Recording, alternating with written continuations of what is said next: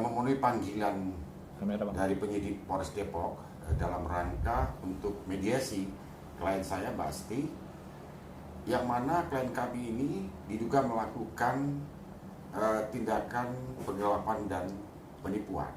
Nah, menurut kami tadi hasil mediasi, nah perkara ini semestinya tidak masuk ranah pidana. Nah, karena apa? Ini adalah persoalannya mereka ini adalah masalah pembagian harta waris. Nah, tentu klien kami ini dari tahun 2020 hampir 3 tahun menuntut haknya sampai hari ini. Nah, makanya klien kami ini mencari keadilan. Nah, makanya klien kami ingin menyelesaikan persoalan ini secara kekeluargaan dan secara adil. Agar apa? Yang mana hak ahli waris itu bisa diterima oleh Mbak Asti ini secara benar, secara jujur. Ini yang diinginkan klien kami. Klien kami ini tidak ingin yang bukan haknya diambil oleh klien kami. Nah, makanya tadi hasil dari mediasi ini dari pihak klien si pelapor itu berkeinginan perkara ini dilanjutkan. Silakan, kami siap untuk menghadapi itu kalau memang itu yang diinginkan oleh terlapor, dan klien kami pun siap dengan bukti-bukti yang ada yang dia pegang sampai saat ini. Nah, persoalannya dia sekarang, kenapa saling lapor? Ini kan persoalan waris yang harus diselesaikan secara musyawarah dan benar. Kenapa? Tentu kita memahami juga dalam hukum Islam bahwa harta waris itu jika diambil dengan tidak benar, apalagi menzolimi klien kami, haram hukumnya. Nah, disinilah akhirnya klien kami dilaporkan di Polres Depok yang diduga klien kami melakukan penggelapan dan penipuan berkenaan dengan sepeda ataupun jam arloji.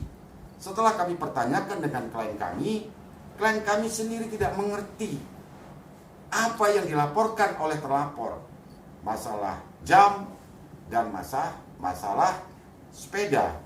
Nah, disinilah kami akan melakukan upaya hukum apapun untuk pembelaan terhadap klien kami, sampai manapun akan kami kejar mencari keadilan.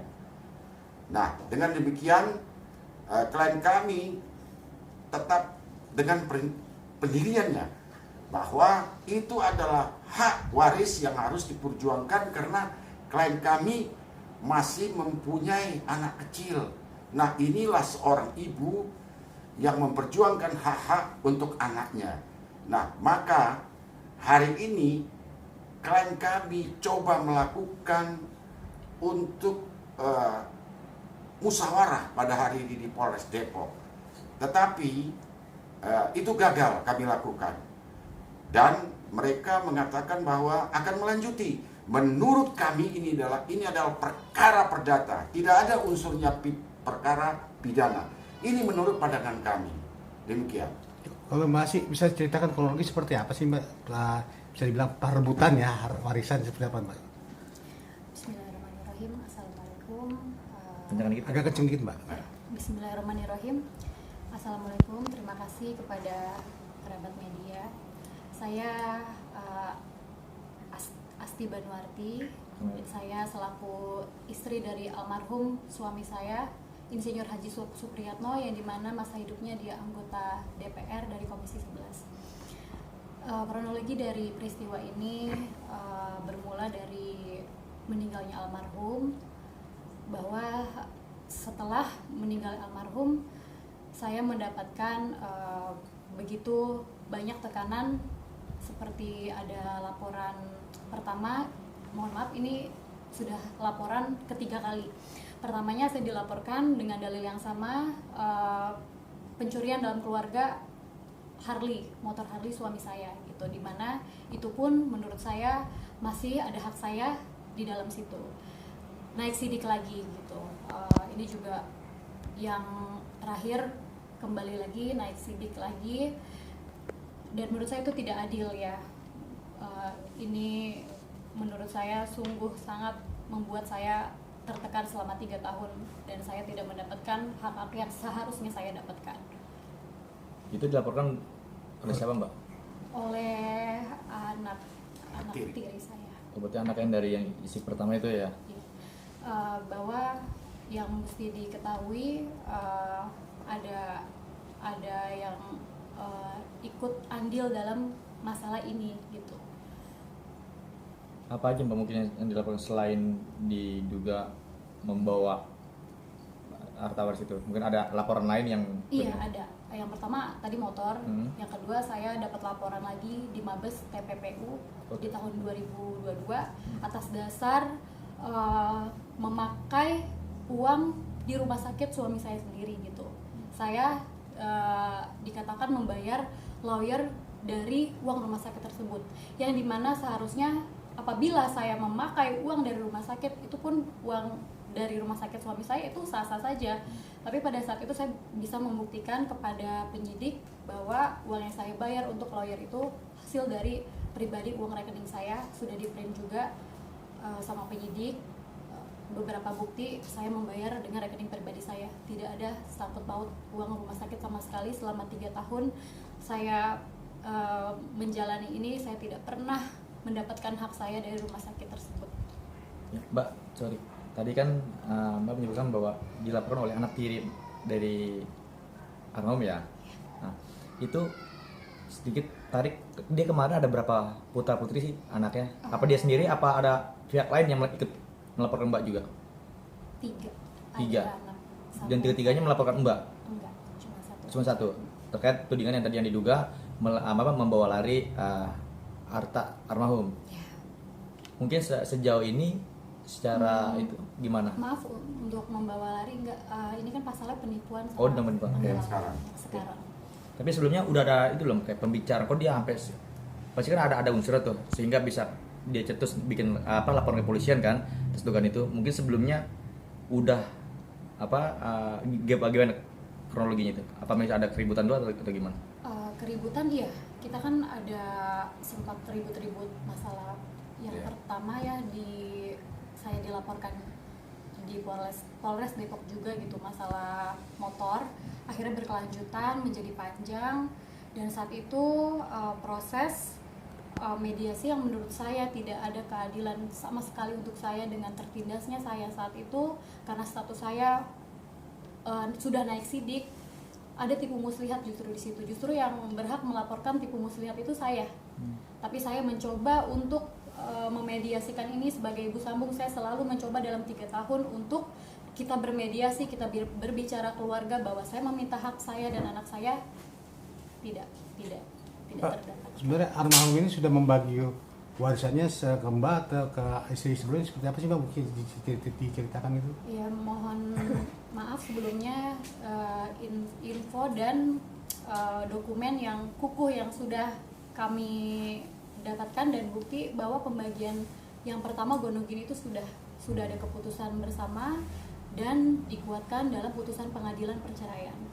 Seperti itu. Tapi katanya Mbak ada yang merasa kurang adil dalam pembagian warisan seperti apa nih Mbak? Karena nama saya dan anak saya dihilangkan secara mutlak di perusahaan tersebut, rumah sakit. Kok bisa Mbak? Dengan pertama itu ada laporan dari Polres Depok di mana saya buta hukum saat itu. Saya tidak mengetahui apa yang terjadi, saya tidak tahu bagaimana harus menghadapi ini, dan tipu muslihatnya adalah saat itu rumah sakit dinilai 9 miliar ya. Pembagian untuk ini. Pembagian untuk nggak apresiasi. Apresiasi. Mereka membilang 9 miliar, boleh dicek sekarang gitu berapa. Dan saya disuruh menandatangani beberapa akte perdamaian, ada 3 akte, dan itu saya tidak boleh membahas sama sekali kepada kuasa hukum ataupun kerabat, bahkan saya harus bertanda tangan di hari itu juga. Mbak, isinya dibaca nggak isinya di dalam surat pernyataan tanda tangan itu dibaca nggak isinya? Mungkin apa sih ingat nggak? Ya, bahwa salah satunya saham itu, setengah dari saham itu harus dikasih ke mantan istri seperti itu, dan saya mengalihkan seluruh saham saya kepada anak satu saya. Jadi nama saya dan anak saya benar-benar hilang dan tidak ada di rumah sakit sama sekali. Berarti bisa dibilang Mbak ini dalam tekanan dalam menandatangani seperti itu. Iya, betul. Karena diduga ada ancaman tadi ya, laporan. Iya, ada laporan, bukan ancaman karena memang laporannya sudah terjadi dan sudah naik sidik. Saat itu saya dilaporkan pencurian dalam keluarga. Padahal motornya itu motor suami saya, posisi surat-surat di saya, kunci di saya. Saya memindahkan dari rumah kami di Depok, saya pindahkan ke Cilandak. Itu masuk ke dalam pasal pencurian dalam keluarga dan naik sidik.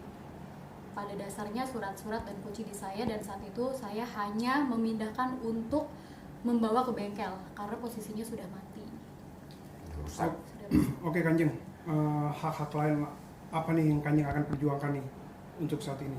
Ya, memang di dalam hal Mbak Asti ini kan memang dia ini sudah cukup lelah ya, tetapi apapun itu dia tetap mengusahakan, dalam arti musyawarah tadi gagal.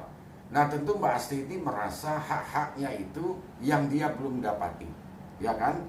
Seperti perusahaan PTS ya. Jadi di situ kan almarhum, karena beliau ini kan istri kedua dari bapak suaminya kan. Jadi di situ kan sahamnya masih ada 80%. Nah, karena Mbak Asti dulu kebutaannya tentang hukum, jadi dengan ketidaktahuannya dia, nah pada akhirnya saham itu semestinya dia kan harus memiliki saham itu. Nah, sekarang saham 80% itu baik Mbak Asti sendiri, baik anaknya sendiri pun sekarang semua sudah ada sekali namanya Mbak Asti dan anaknya. Nah, inilah dia mencari keadilan. Nah, pada akhirnya ada dugaan RUPS yang pada tanggal 26 Oktober di tahun 2020 itu diduga itu ada keterangan palsu. Nah, akhirnya klien saya melaporkan ke Barreskrim. Nah, kita juga mengharapkan kepada penyidik Barreskrim untuk bisa menindaklanjuti perkara ini agar terang benderang perkara ini untuk unsur-unsur pasal 266.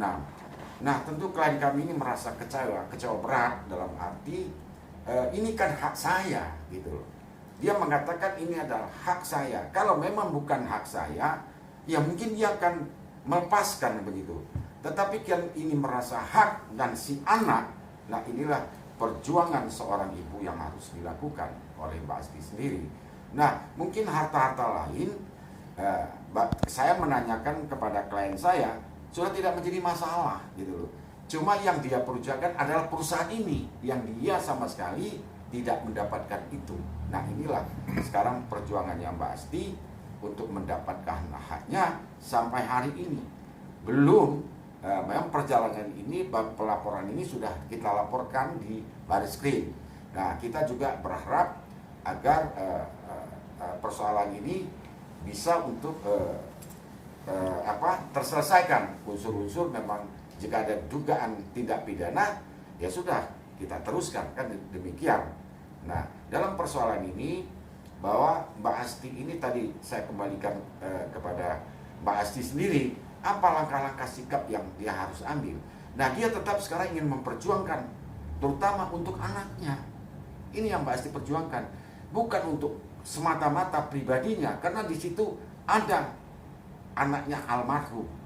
Nah, tentu anak ini kan butuh pembiayaan lagi yang sangat besar, yang harus diperjuangkan Mbak Asti ke depannya. Nah, inilah dia harus habis-habisan dia menguras tenaga selama ini.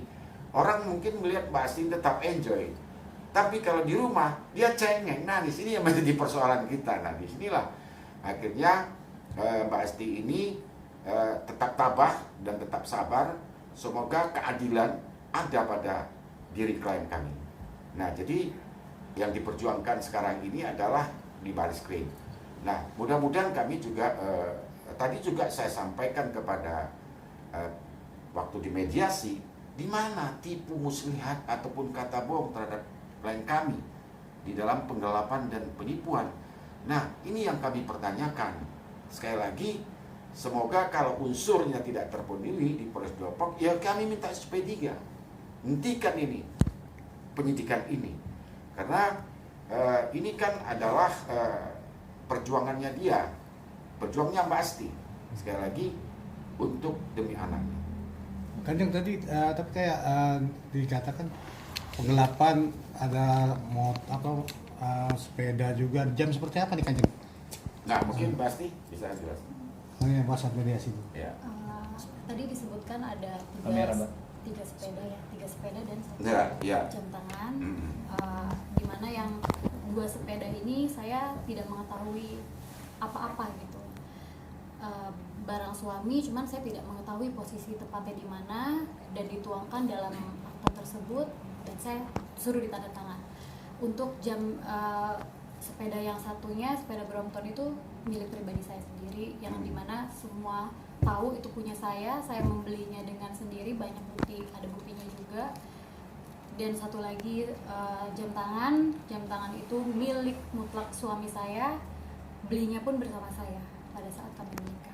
Pada sepeda itu dia ada bukti pembelian di Surabaya.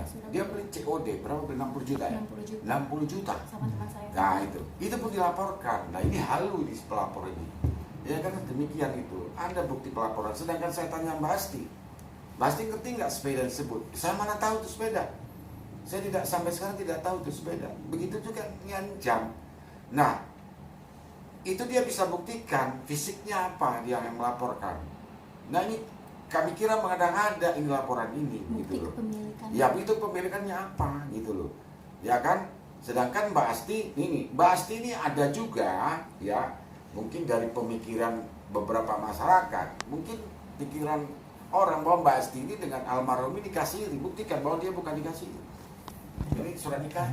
Tahan, Mbak. Mohon maaf, Ya, Tengah dulu. ya kan ini surat nikah. Tahan. Berarti nikah resmi lagi. Iya nikah resmi nih. Ya kan?